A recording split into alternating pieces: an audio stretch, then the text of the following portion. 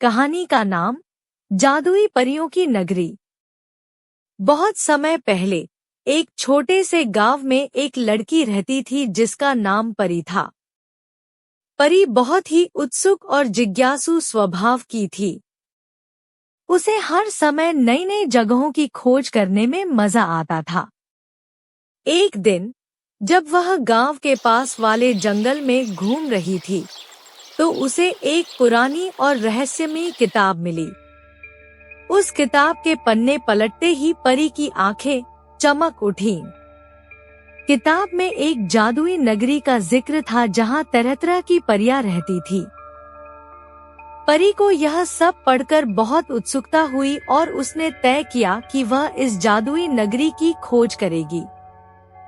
अगले दिन सुबह सुबह परी ने अपना सफर शुरू किया। किताब में लिखा था कि उस नगरी तक पहुंचने के लिए एक जादुई झरने के पास जाना होगा। परी ने जंगल में गहरे उतरकर उस झरने को ढूंढा। जैसे ही उसने झरने के पानी को छुआ, एक चमकदार रोशनी फैली और परी एक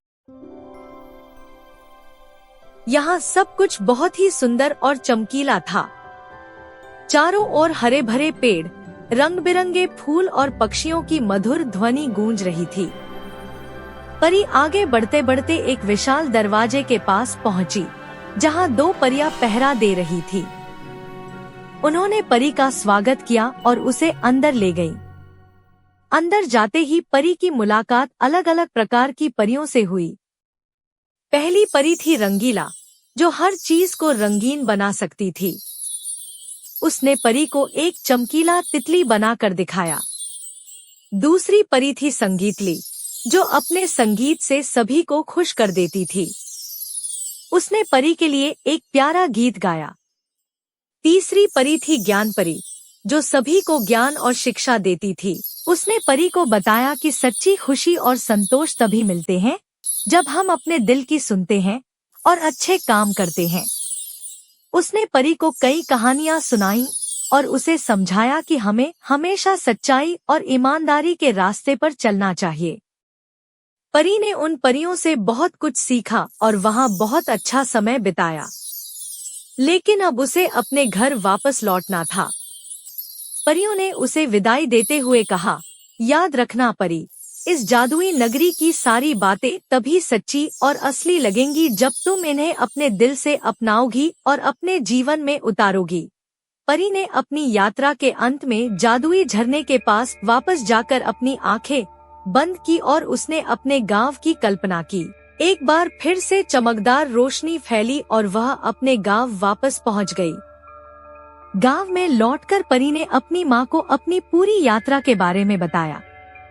उसकी माँ ने उसे गले लगाते हुए कहा, यह सब तुम्हारे सपनों और विश्वास की ताकत का कमाल है।